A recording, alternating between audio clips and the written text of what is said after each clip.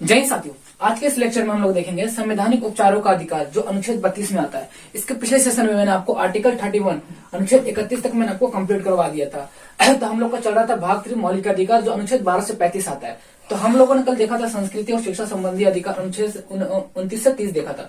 इसके अलावा अनुच्छेद 31 में जो संपत्ति का अधिकार के बारे में जो बताया गया, मतलब कि जो आपका संपत्ति जो आपके एंसेस्टर के द्वारा, आपके पूर्वजों के द्वारा जो आपको संपत्ति दी गई है, वो एक प्रकार से कानूनी अधिकार में रख दिया गया, विधिक अधिकार में रख दिया गया। आपका वो मौलिक अधिकार नहीं रहा, समाप्त कर दिया गया। तो आज हम देखेंगे संवैधानिक उपचारों का अधिकार जो अनुच्छेद 32 में आता है। तो आइए देखते हैं अनुच्छेद 32 क्या कहता है। देखो, ये हमारा था आर्टिकल 31। कल हम लोगों ने यहां तक देख लिया था। देखो, मैंने यहाँ पर आपको बोला था कि यहाँ पर ये जो नोट करके लिखा हुआ इस पर ट्रिपल स्टार लगा लीजिए, क्योंकि ये बहुत बार एग्जाम में पूछा गया। इवन अब देखोगे प्रीवियस ईयर क्वेश्चन पलट के देखोगे, यूपीएससी के प्रीलिम्स में पूछा गया कि 44वें संविधान संशोधन 1978 के तहत मूल अधिकार की श्रेणी को हटाकर अनुच्छेद 300 क के तहत एक विधिक कानूनी अधिकार में अंतर्गत शामिल कर दिया गया। अतः यह वर्तमान समय में देखा जाए कि आर्टिकल 31 ये प्रकार से मौलिक अधिकार नहीं रहा, यह कानूनी अधिकार विधिक अधिकार बन गया। और ये किसके सरकार में बनाया गया था? तो देखो 1978 इसमें मोरारजी देसाई के सरकार में इसे संशोधन किया गया था, 44वें संविधान संशोधन किया गया था। तो ये आप इसे ट्रिपल स्टार लगा के मतलब रख लीजिए। और दूसरा नंबर अनुच्छेद जो 30 बताया है कि शिक्षा संस्थाओं की स्थापना एवं प्रशासन करने का अल्पसंख्यक वर्गों का अधिकार दिया गया। अब ये अल्पसंख्यक वर्ग क्या हो सकता है, किस आधार पर अल्पसंख्यक वर्ग हो सकते हैं? तो धर्म और भाषा के आधार पर। यह भी यूपीएससी के प्रीलिम्स में पूछा गया। अगर मैं आपको क्वेश्चन पलट करके बताऊं, देखो ये कब पूछा गया था। देखो ये पूछा गया था यूपीएससी प्रीलिम्स में पूछा गया था, आईएएस प्रीलिम्स में पूछा गया था 2005 ईस्वी में, 2005 में पूछा गया था। क्या क्वेश्चन था? क्वेश्चन सुनो आप लोग कि संपत्ति का अधिकार एक विधिक अधिकार है, किंतु ये मूल अधिकार नहीं है। इसमें स्टेटमेंट दिए गए थे, 3 स्टेटमेंट दिया गया था। उसमें कौन सा स्टेटमेंट सही, उस पर आपको टिक लगाना था। तो उसमें से एक ये स्टेटमेंट था कि जो मूल अधिकार है, अनुच्छेद 31 जो मूल अधिकार है, इसे अनुच्छेद 44वें संविधान संशोधन करके 300 क के तहत जोड़ा गया। ये एक प्रकार से विधिक अधिकार कानूनी अधिकार बन गया। तो इस प्रकार से स्टेटमेंट दिया गया था। ये वाला स्टेटमेंट सही था इसमें। और मैं आपको बताऊं अल्पसंख्यक वर्ग वाला किधर है? अल्पसंख्यक वर्ग वाला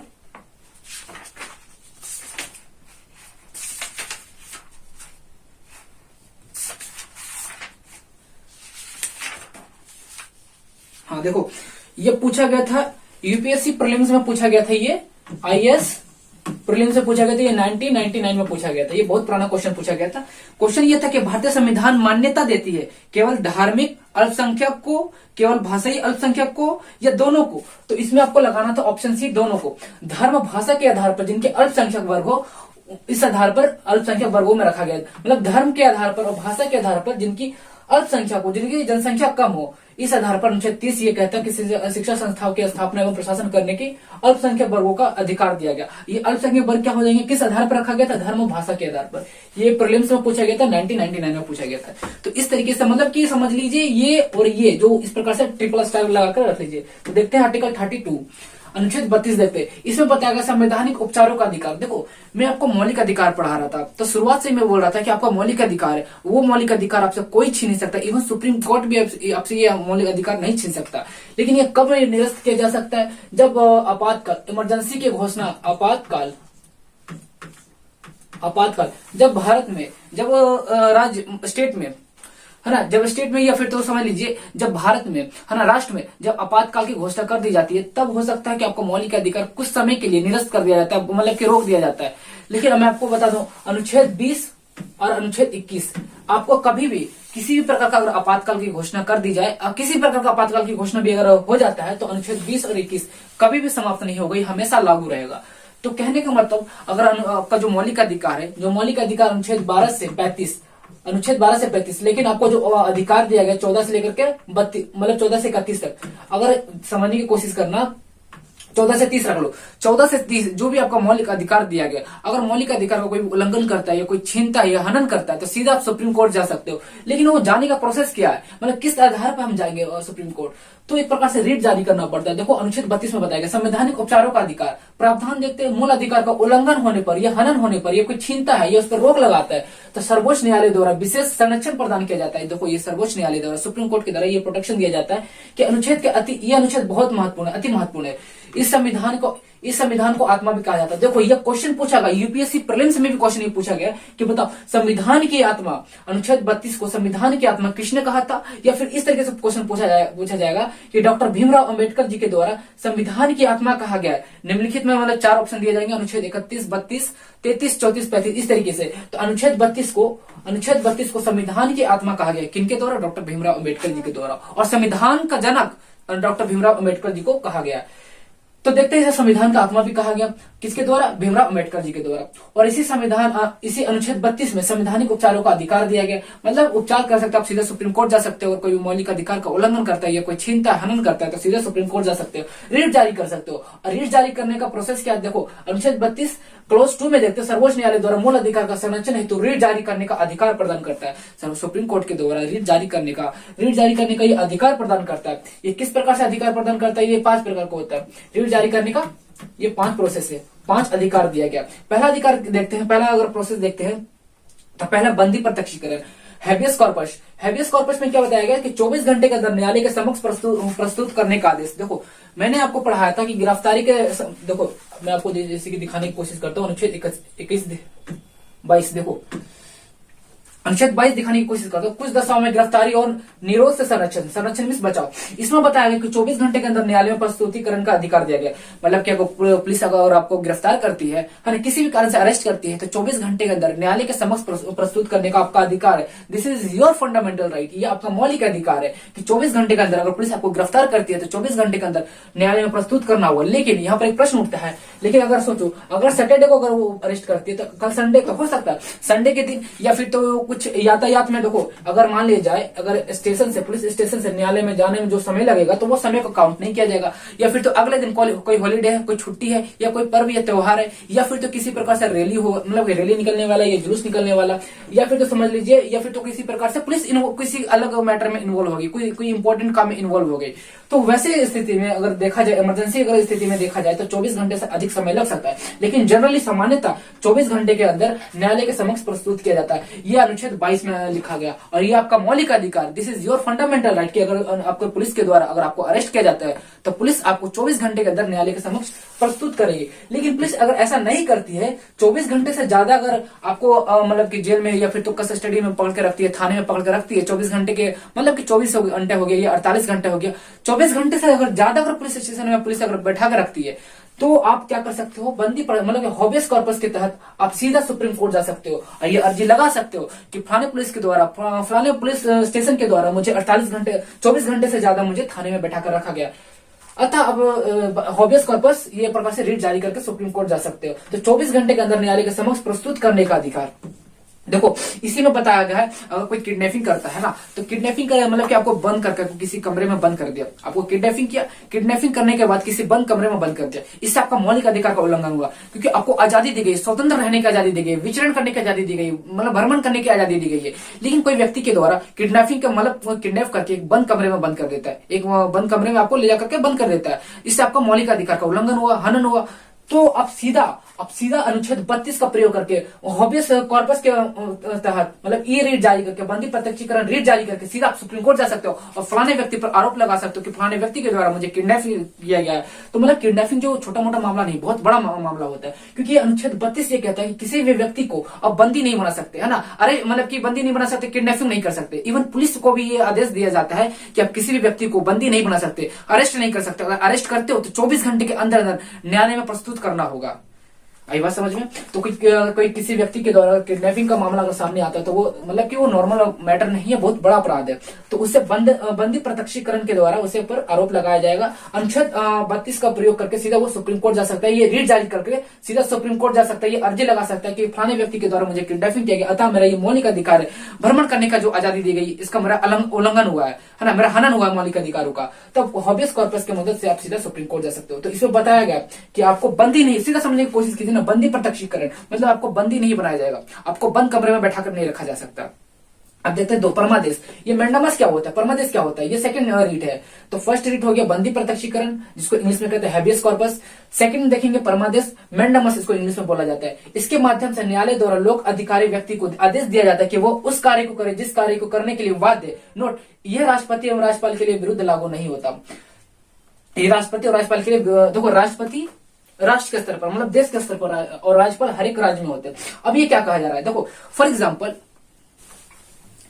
एग्जाम्पल अगर आप पुलिस स्टेशन जाते हो, है ना, एफआईआर रजिस्टर करवाने के लिए, एफआईआर करवाने के लिए, किसी व्यक्ति के खिलाफ एफआईआर करवाने के लिए आप जाते हो, थाने जाते हो। अगर वो व्यक्ति वहां पर जो सब इंस्पेक्टर है, दरोगा जिसको बोला जाता है, सब इंस्पेक्टर है, इवन वहां पर एसएचओ है, जो भी है, एसएचओ हो या डीएसपी हो या फिर तो सब इंस्पेक्टर हो, तो उसके द्वारा अगर एफआईआर नहीं लिखा जा रहा है तो आप सीधा मैंडमस सेकंड रीट जारी करके आप सीधा सुप्रीम कोर्ट जा सकते हो, परमादेश जारी करके, ये रीट जारी करके सीधा सुप्रीम कोर्ट जा सकते हो और ये अर्जी लगा सकते हो। अब देखो सुप्रीम कोर्ट दूर है तो आप हाई कोर्ट भी जा सकते हो, मैं आगे बताऊंगा। तो हाई कोर्ट भी जा सकते हो और सुप्रीम कोर्ट भी जा सकते हो और उस व्यक्ति पर और उस पुलिस स्टेशन पर, उस सब इंस्पेक्टर पर आरोप लगा सकते हो। ये बोल सकते हो कि मेरा जो मौलिक अधिकार है, जो बताया गया है कि मैं, ये बताया गया परमादेश मैंडमस, कि इसके माध्यम से न्यायालय द्वारा अधिकारी व्यक्ति को आदेश दिया जाता है कि वो उस कार्य को करे जिस कार्य के करने के लिए वो बाध्य है। मतलब कि उस अधिकारी को जिस काम करने के लिए नियुक्ति की गई है, मतलब कि एक्स नाम का कोई अधिकारी है, एक्स नाम का अधिकारी, इस अधिकारी को जिस काम करने के लिए, है ना, जिस कार्य करने के लिए अगर उसको नियुक्त किया गया, जिस कार्य करने के लिए उसको नियुक्त किया गया, अगर वो कार्य नहीं करता है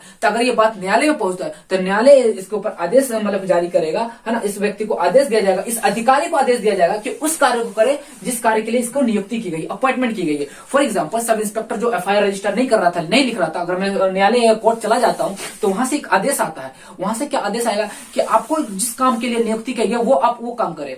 फॉर एग्जाम्पल अगर जैसे मैं न्यायालय जाता हूँ, कोर्ट जाता हूँ और ये आरोप लगाता हूँ कि मैं एक एफआईआर रजिस्टर करवाने के लिए गया था जहां पर सब इंस्पेक्टर महोदय थे, उन्होंने मेरा एफआईआर नहीं लिखा, तो मैं न्यायालय गया और न्यायालय से एक आदेश जाता है उस पुलिस स्टेशन में कि आप उस काम को करिए जिस काम के लिए नियुक्ति किया गया। अतः ये जो सब इंस्पेक्टर था उस पर मतलब कि एक प्रकार से आदेश कोर्ट के द्वारा, न्यायालय के द्वारा एक आदेश जारी किया जाएगा कि आप उनका एफआईआर रजिस्टर कीजिए। मतलब कि समझ लीजिए न्यायालय से आदेश दिया जाएगा कि आप जो व्यक्ति जो एफआईआर रजिस्टर करवाने के लिए गए थे, एफआईआर लिखवाने के लिए गए थे, आप उनका काम कीजिए, उनका एफआईआर रजिस्टर कीजिए। तो कहने का मतलब जो भी पुलिस स्टेशन, मतलब कि केवल पुलिस स्टेशन ही नहीं होगा, पुलिस के लागू नहीं होता, सभी अधिकारियों पर लागू होता है। अगर किसी ऑफिस में जाते हैं, कोई अधिकारी अगर काम नहीं करता, आपकी बातों को नहीं सुनता, तो आप सीधा मैंडमस मतलब कि ये रीट जारी करके सीधा आप सुप्रीम कोर्ट जा सकते हो और उस व्यक्ति पर, उस पुलिस स्टेशन पर, उस पुलिस वाले पर, उस अधिकारी पर आरोप लगा सकते हो और वहां से न्यायालय द्वारा ये आदेश जारी किया जाएगा कि उस अधिकारी पर यह आदेश जारी किया जाएगा कि उस अधिकारी को वो काम करना चाहिए जो इस काम करने के लिए उसे अपॉइंटमेंट किया गया, नियुक्ति किया गया। आई बात समझ में? ये हो गया मैंडमस, परमादेश। तो अगर कोई व्यक्ति अगर आपके साथ कोई मिसबिहेव करता है या आपके साथ कोई गलत प्रताड़ित करता है तो अगर उसके खिलाफ एक्शन लेना चाहते हो, एफआईआर रजिस्टर करवाना चाहते हो तो आप पुलिस स्टेशन जाते हो। लेकिन पुलिस स्टेशन जाने पर पुलिस वाला, वहां पर जो सब इंस्पेक्टर है, दरोगा है, वो एफआईआर रजिस्टर नहीं करता, तब सीधा आप न्यायालय जा सकते हो और न्यायालय के द्वारा एक आदेश जारी किया जाएगा। उस पुलिस वाले के पास एक आदेश आएगा, एक मतलब कि समझ लीजिए एक इन्फॉर्मेशन उसके पास आएगा कि आप उस काम को करिए जिस काम के लिए आपको नियुक्ति किया गया, अपॉइंटमेंट किया गया। अतः जैसे ही आदेश जाएगा, कोर्ट के द्वारा ये आदेश जाएगा, तो तुरंत पुलिस वाले की तरफ से तुरंत एक आदेश, मतलब पुलिस वाले को एक आदेश दिया जाएगा, तो वो लोग तुरंत आपका एफआईआर रजिस्टर करवाएंगे, तुरंत एफआईआर लिखेंगे। तो ये हो गया परमादेश मैंडमस। अब देखते हैं सेकंड रीड, थर्ड रीड देखते हैं। थर्ड में क्या बताया गया? प्रतिषेध, प्रोहिबिटेशन, इसमें इंग्लिश में बोला जाता है प्रोहिबिटेशन, प्रतिषेध। इसमें क्या कहा गया? इसके माध्यम से न्यायालय किसी न्यायिक या अर्ध न्यायिक संस्था को अपने अधिकार क्षेत्र से बाहर निकलकर कार्य करने से रोकता है। कहने का मतलब ये कोर्ट के लिए, इसके माध्यम न्यायालय किसी भी न्यायिक या अर्ध न्यायिक संस्था को अपने अधिकार क्षेत्र से बाहर निकलकर कार्य करने से रोकता है।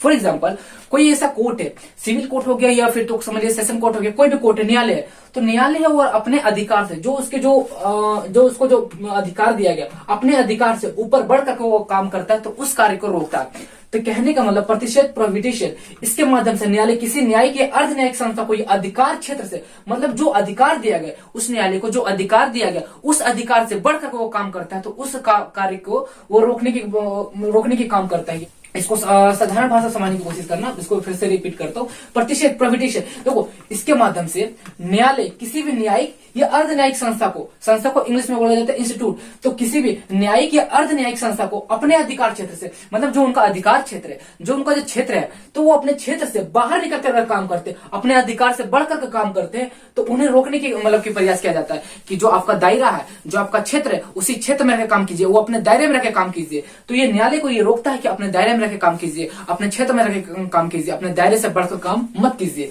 तो ये न्यायालय के लिए कहा गया प्रतिषेध, प्रोहिबिटेशन। चौथा रीड देखते हैं उत्प्रेषण, सर्टियोरिटी, इसका हो जाएगा सर्टियोररी, उत्प्रेषण, सर्टियोररी, इसको कहा गया, इसमें कहा गया ये किसी वरिष्ठ न्यायालय द्वारा किसी अधीनस्थ न्यायालय या न्यायिक निकाय को अपने अधिकारिता का उल्लंघन कर रहा है, तो इसको रोकने का उद्देश्य जारी किया जाता है।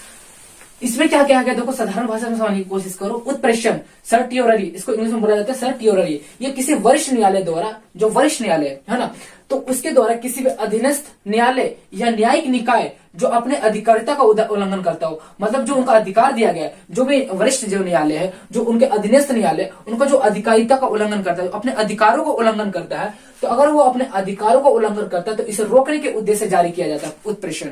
तो ये भी प्रकार समझ लीजिए न्यायालय के द्वारा, मतलब न्यायालय के लिए है उत्प्रेषण। 5वां नंबर देखते हैं अधिकार परीक्षा, क्यू वारंटो। क्यू वारंटो में क्या होता है, अधिकार परीक्षा क्यू वारंटो, इसका अर्थ होता है आपका क्या अधिकार है ना, आपका क्या अधिकार है, इसमें बताया कि आपका क्या अधिकार है। तो इस प्रकार से 5 रिट जारी किया जाता है अनुच्छेद 32 के तहत, जिसमें बताया गया संवैधानिक उपचारों का उसमें वर्णन है। संवैधानिक उपचार अर्थात आपका जो मौलिक अधिकार है, जो फंडामेंटल राइट, अगर उसका कोई उल्लंघन करता है या कोई छीनता है तो इस पर कोई रोक लगाता है तो आपके द्वारा सुप्रीम कोर्ट जा सकते हो। आपका अगर कोई मौलिक अधिकार का उल्लंघन करता है ना, आपका जो फंडामेंटल राइट है, जो आपका अधिकार है, कोई और अधिकारों का उल्लंघन करता है, ये छीनता है, तो सीधा आप सुप्रीम कोर्ट जा सकते हो। लेकिन सुप्रीम कोर्ट जाने की क्या प्रोसेस है, तो आप रिट जारी कर सकते हो। ये रिट कितने प्रकार का होता है, 5 प्रकार का रिट है। 5 प्रकार का रिट मैंने आपको बताया। 2 रिट मैंने आपको बताया बंदी प्रत्यक्षीकरण, कोई भी व्यक्ति के द्वारा, इवन आप पुलिस ही क्यों ना हो जाए, तो कोई भी आपको बंदी नहीं बना सकता। अगर पुलिस आपको अरेस्ट करते थे 24 घंटे के अंदर न्यायालय के समक्ष प्रस्तुत करने का आपको अधिकार है। This is your fundamental right, ये आपका मौलिक अधिकार है कि आप पुलिस वाले से बोलोगे कि मुझे 24 घंटे के अंदर न्यायालय में प्रस्तुत करने का आपका अधिकार है। तो ये बंदी प्रत्यक्षीकरण, कोई भी व्यक्ति आपके द्वारा बंदी नहीं बना सकता, किडनैपिंग नहीं कर सकता। परमादेश मैंडमस, ये बताया गया, इसके माध्यम से बताया गया कि न्यायालय लोक अधिकार को आदेश जारी कर सकता है कि जो अधिकारी जो काम नहीं कर रहा है, जो पुलिस के द्वारा जो काम नहीं किया जा रहा है, मतलब कि पुलिस के द्वारा अगर वो पुलिस वाले अगर काम नहीं कर रहे, कोई अधिकारी अगर काम नहीं कर रहे है ना, अपना दायित्व नहीं निभा रहे, तो न्यायालय के द्वारा एक आदेश जारी किया जाता है कि आपको जिस पद के लिए, जिस कार्य के लिए नियुक्ति किया गया, अपॉइंटमेंट किया गया, आप उस कार्य को करें। आई बात समझ में? तो ये हो गया परमादेश मैंडमस, परमादेश मैंडमस हो गया। और फिर उसके बाद मैंने बताया, तीसरा नंबर बताया प्रतिषेध प्रोहिबिशन। इसके माध्यम से न्यायालय किसी न्यायिक अर्धन्यायिक संस्था को अधिकार क्षेत्र से, मतलब अपने दायरे से, कोई अगर न्यायालय कोर्ट अगर अपने दायरे से बाहर काम करता है, अपने अधिकार से ऊपर उठकर काम करता है, तो उसको रोकने की काम करता है। उत्प्रेषण सर्टियोररी, इसमें बताया गया किसी वरिष्ठ न्यायालय द्वारा किसी अधीनस्थ न्यायालय को, न्यायिक निकाय जो अपनी अधिकारिता को उल्लंघन करता है, कहने का मतलब जो वरिष्ठ न्यायालय है, जो उसके अधीनस्थ न्यायालय, अगर वो अपने अधिकार को उल्लंघन करता है तो उस अधिकार को जो उल्लंघन कर रहा है उसको रोकने का काम करता है उत्प्रेषण सर्टियोररी। और फिर उसके बाद बताया गया अधिकार परीक्षा क्यू वारंटो। इसमें बताया जाता है कि आपका अधिकार क्या है, न्यायालय के द्वारा ये बताया जाता है कि आपका अधिकार क्या है ना, व्हाट इज योर राइट, आपका अधिकार क्या है। तो इसका अर्थ ये होता है कि आपका अधिकार क्या है। अब देखते हैं अनुच्छेद 33 देखते हैं। देखो हमारा अनुच्छेद 32 समाप्त हो गया। इसमें बताया गया रिट जारी करने का। समझ लीजिए, रिट जारी करने का अगर आपसे प्रश्न पूछा जाए कि बताओ रिट जारी करने का संबंधित किस अनुच्छेद में वर्णन है, तो अनुच्छेद 32, जिसमें बताया गया कि आप कितने प्रकार से रिट जारी कर सकते हो। अगर इससे अगर बोला जाए कि संवैधानिक उपचारों का वर्णन अनुच्छेद 32 में, जिसमें आप 5 प्रकार के रिट जारी कर सकते हो। कहने का मतलब अगर आपका मौलिक अधिकार का उल्लंघन होता है या कोई छीनता तो सीधा सुप्रीम कोर्ट जा सकते हो रिट जारी करके। तो अनुच्छेद ये 32 में व्याख्या है। अब देखते हैं अनुच्छेद 33 देखते हैं। अनुच्छेद 33 में क्या गया, मूल अधिकार, सशस्त्र बल, आर्म फोर्सेस। आर्म फोर्सेस कहने का मतलब जो सीएपीएफ हो गया, CAPF central arm police forces. खुफिया एजेंसी, खुफिया एजेंसी एवं अन्य मूल अधिकारों को युक्त प्रतिबंध लगा सके। देखो जो मूल अधिकार होता है ना, सभी व्यक्तियों पर समान रूप से लागू होता है, लेकिन कुछ ऐसे जो फोर्सेस होते हैं, कुछ ऐसे आर्म फोर्सेस होते हैं, कुछ ऐसे एजेंसियां होती है जो उन पर प्रतिबंध लगाते हैं, है ना, ताकि उनका डिसिप्लिन मेंटेन हो सके, उनका अनुशासन मेंटेन हो सके। तो कहने का मतलब नोट, इसका मुख्य उद्देश्य इनके द्वारा समुचित कार्य करना एवं अनुशासन बनाए रखना।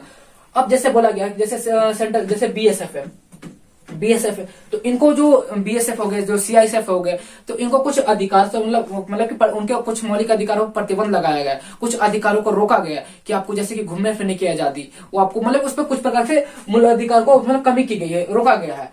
तो इसका मुख्य उद्देश्य होता है कि इनके द्वारा समुचित कार्य करना एवं अनुशासन बनाए रखना। अब पता चला कि बीएसएफ को बोलेंगे, जो भी इसमें है ना, जो इसमें ड्यूटी कर रहा है, उन्हें बोलेंगे मुझे घूमने फिरने की आजादी दी गई है, this is my fundamental right. अब अपने ड्यूटी से छुट्टी लेकर के घूमने फिरने जाएंगे। अब बताओ वहां पर बॉर्डर पर अभी क्या चल रहा है, क्या नहीं चल रहा है, तो उनको तो फिर मतलब उन्होंने ड्यूटी से छुट्टी लेकर के फिर चले जाएंगे। तो अगर ऐसे सारे व्यक्ति करने लग जाएंगे तो फिर क्या सेफ्टी नाम की कोई चीज रह पाएगी। तो इसलिए जो बीएसएफ हो गए, जो सेंट्रल आर्म पुलिस फोर्सेस हो गए, जैसे बीएसएफ हो गए, सीआईएसएफ हो गए, सीआईएसएफ को ज्यादातर एयरपोर्ट में लगाया जाता है। एक हो गया आईटीबीपी हो गया, ITBP Indo Tibetan border police हो गया, इंडो आईटीबीपी हो गया, और एक हो गया असम राइफल हो गया, असम राइफल हो गया। तो इस प्रकार से इस प्रकार से देखा जाए जो सेंट्रल आर्म पुलिस फोर्सेज होते हैं, जो खुफिया एजेंसी होते हैं, जो आईबी होते हैं, रो होते हैं, सीबीआई होते हैं, जो सीआईडी के जो होते हैं एजेंसी, जितनी प्रकार की एजेंसी है, तो इनके कुछ अधिकारों को युक्त प्रतिबंध लगा सके, मतलब कुछ अधिकारों को रोका गया। इनको उतने प्रकार के जो घूमने फिरने की आजादी दी गई है, स्वतंत्र विचरण करने की आजादी दी गई है, तो ये कुछ प्रकार से जो अधिकार है तो इनको रोका गया, प्रतिबंध लगाया गया इनके ऊपर, ताकि इनका है ना समुचित कार्य कर सके, मतलब ये अपने तरीके से पूरी कंप्लीट ड्यूटी दे सके, समुचित कार्य कर सके और अनुशासन डिसिप्लिन मेंटेन हो सके, अनुशासन बना रहे। अनुच्छेद 34 देखते हैं कि भारत के किसी भी क्षेत्र में यदि सैन्य अधिनियम लागू है, भारत का कोई भी ऐसा एरिया जहां सैन्य अधिनियम लागू है ना, सैन्य अधिनियम लागू है, वहां मूल अधिकारों का प्रतिबंध लगाया जा सकता है। जैसे कि जहां सेना छावनी है, आप लोगों ने देखा होगा कि कुछ ऐसा एरिया जहां सेना का छावनी होता है, जहां पर आर्मी को ट्रेनिंग किया जाता है या फिर कैंप होता है, आर्मी कैंप होता है, तो आप वहां पर कुछ मौलिक अधिकारों का वहां पर रोक लगाया गया। आप वहां पर घूम फिर नहीं सकते। पता चला कि आप एक साधारण मनुष्य हो, आप साधारण एक व्यक्ति हो, आपको घूमने फिरने की आजादी दी गई है, आप घूमते फिरते, आप यहाँ से बाइक लेते हो या अपना 4 व्हीलर अपना कार लेते हो और घूमते फिरते जाते हो, जो सेना का छावनी है वहां पर प्रतिबंध लगाया गया, अब वहां जाकर घूमने फिरने लग जाते हो, है ना, फोटो क्लिक करवाने लग जाते हो। तो वहां पर आपको मतलब कि यहाँ पर बताया गया कुछ ऐसे जगह होते हैं जहां पर मौलिक अधिकार को कमी की गई, तो वहां हो सकता है वहां पर आपके साथ आपके साथ पिटाई वगैरह कुछ भी हो जाए आपके साथ, क्योंकि वहां पर प्रतिबंध लगाया गया। तो इसी अनुच्छेद 34 में बताया गया है कि भारत के किसी भी क्षेत्र में यदि सैन्य अधिनियम लागू है, जहां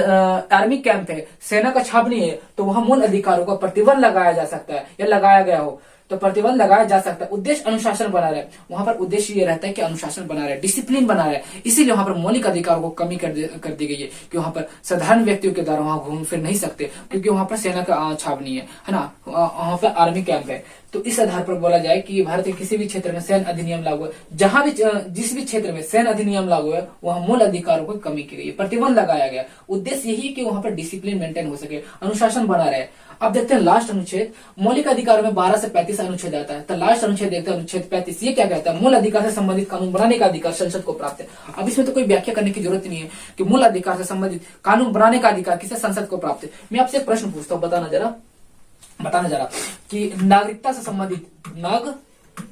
संबंधित कानून बनाने का अधिकार किसे प्राप्त है? बताओ, नागरिकता से संबंधित कानून बनाने का अधिकार किसे प्राप्त है? और हम लोगों ने पार्ट 1 में पढ़ा था कि अनुच्छेद 2 में क्या वर्णन है कि विदेशी राज्य अगर भारत में अगर सम्मिलित होना चाहता है तो ये अधिकार किसे प्राप्त है, मतलब कौन विदेशी राज्य को भारत में शामिल कर सकता है। और भारत के अंदर जो भी राज्य और उसमें कोई तोड़ना चाहता है, मतलब कि 2 अलग अलग राज्यों में बंटवारा चाहता है कि 2 अलग अलग राज्यों का बंटवारा होना चाहिए, या किसी राज्य का अगर नाम परिवर्तन होना है तो ये अधिकार किसे प्राप्त है, ये बताना। अनुच्छेद 2 में और अनुच्छेद 3 में किए गए परिवर्तन किए अधिकार किसे प्राप्त है? अनुच्छेद 2 और 3 को जो मतलब कि अनुच्छेद 2 और 3 में अगर कोई परिवर्तन होना है तो ये परिवर्तन करने का अधिकार किसे प्राप्त है?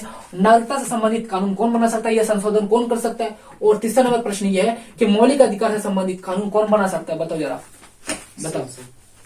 अनुच्छेद 2 और 3 विदेशी राज्य को भारत में शामिल कर सकता है संसद साधारण बहुमत के द्वारा, इसमें संशोधन नहीं माना जाएगा। अनुच्छेद 3 भारत के अंदर जो भी अगर चेंजेस करना है, राज्य में चेंजेस करना है, या 2 अलग अलग राज्यों को बांटना है या मिलाना है या उसका नाम परिवर्तन करना है तो यह अधिकार संसद को प्राप्त है। नागरिकता से संबंधित कानून बनाने का अधिकार संसद को प्राप्त है, या संशोधन करना है संसद को प्राप्त है। तो ये किस अनुच्छेद में वर्णन है? बताओ जरा। नागरिकता से संबंधित संशोधन कर सकता है, नागरिकता से संबंधित संशोधन संसद को प्राप्त है, यह अधिकार संसद को है, लेकिन ये किस अनुच्छेद में वर्णन है? बताओ जरा। अनुच्छेद 11।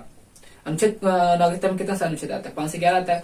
तो अनुच्छेद 11 में यह वर्णन है कि नागरिकता से संबंधित संशोधन या नागरिकता से संबंधित कानून बनाने का अधिकार संसद को प्राप्त है, यह अनुच्छेद 11 में वर्णन है। और मौलिक अधिकार से संबंधित कानून बनाने का अधिकार किसे प्राप्त है? संसद को। किस अनुच्छेद में वर्णन है? अनुच्छेद 35। सब में देखना लास्ट में, नागरिकता में सबसे लास्ट में अनुच्छेद क्या है? 11 है। तो 11 में बताया गया कि संसद कानून बना सकती है। मौलिक अधिकार सबसे लास्ट क्या अनुच्छेद है? अनुच्छेद 35। तो इसमें बताया गया कि संसद कानून बना सकती है मौलिक अधिकार से संबंधित। तो इस प्रकार से हमारा मौलिक अधिकार समाप्त होता है। अब स्टार्ट करेंगे भाग 4। इसमें बताया गया DPSP, directive principle of state policy, नीति निर्देशक तत्व। Directive principle of state policy, नीति निर्देशक तत्व। उसके बाद देखेंगे भाग 4 के का इसमें बताया गया फंडामेंटल ड्यूटीज, मौलिक कर्तव्य।